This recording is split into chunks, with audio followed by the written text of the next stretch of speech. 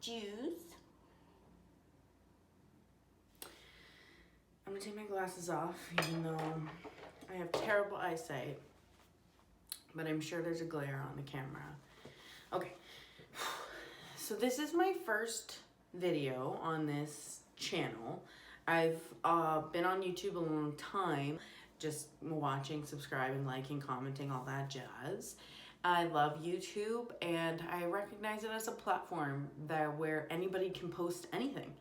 And I am very, very passionate about the topic of mental health awareness, and just anything to do with mental health in general. So I thought, hey, I'm so passionate about it. I talk about it constantly. Why not talk about it on YouTube? As you can tell by the title of this video, me and my anxiety. I have anxiety, generalized anxiety disorder.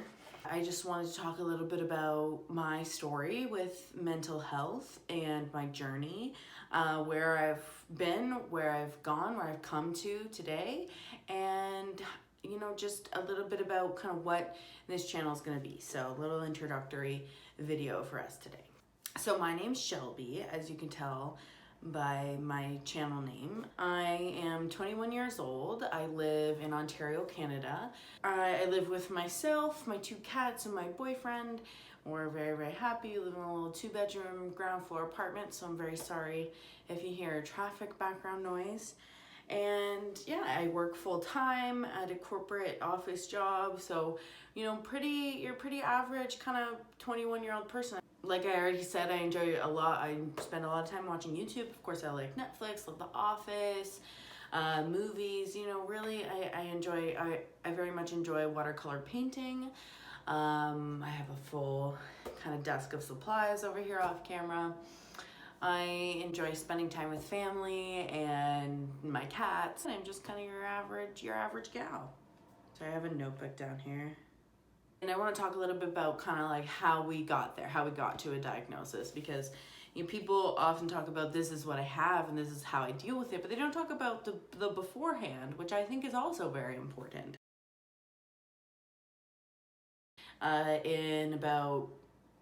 I want to say it started around 6th grade. I started to get really, really bad stomach aches as how my anxiety manifested then. And at that point, we had no idea it was anxiety. I'd always kind of suffered. I was even a nervous kid, but I wasn't shy.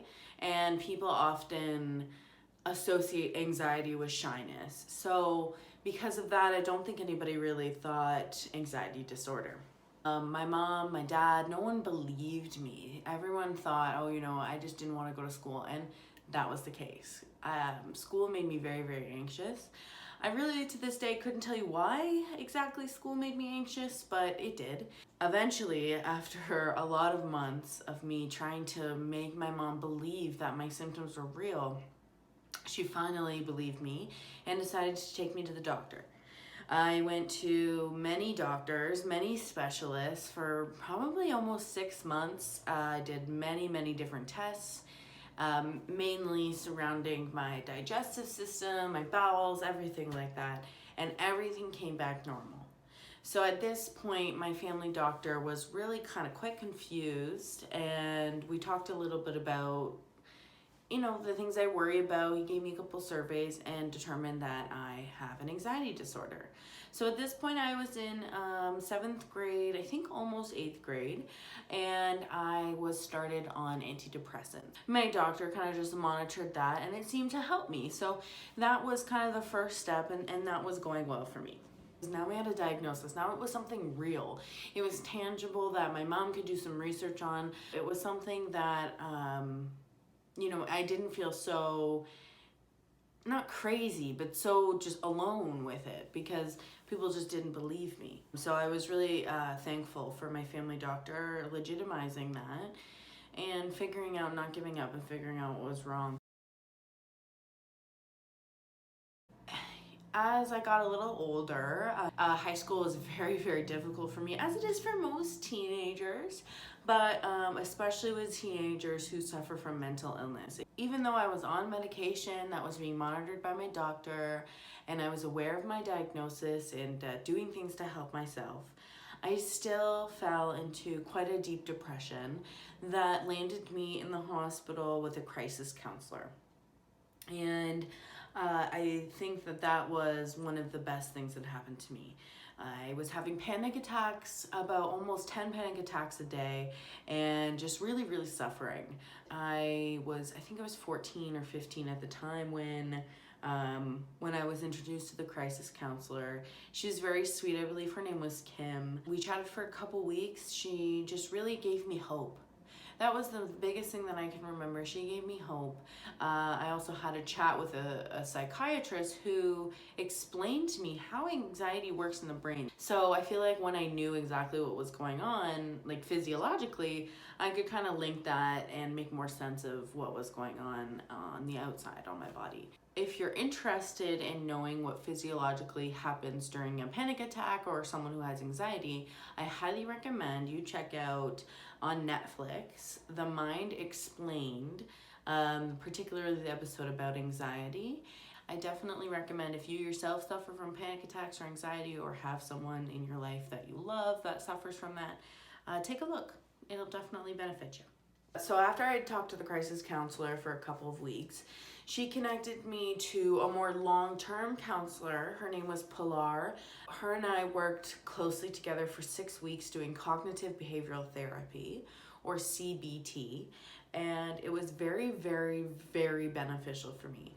I was able to learn many coping skills on how to harness my anxiety, how to handle it, and how to deal with it. I am forever grateful for the things that she taught me and the strength that she provided me. So ultimately, ending up in that bad situation or the tough situation with the hospital and the crisis counselor really landed me with someone who changed my life, and I wouldn't change that whole experience from start to finish in any way, shape, or form. I needed that 100% through and through.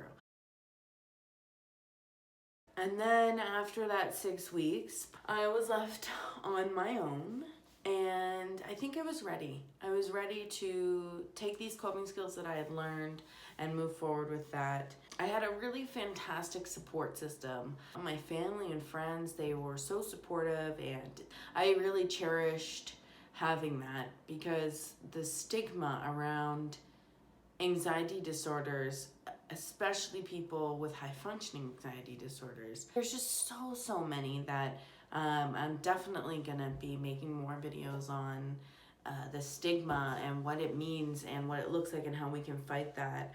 And this is one of the ways, just telling your story and just being open about what you've been through. I also figured out on my own that mental health never stays the same, no matter who you are. And I'm not just talking from person to person. Is it different? Of course.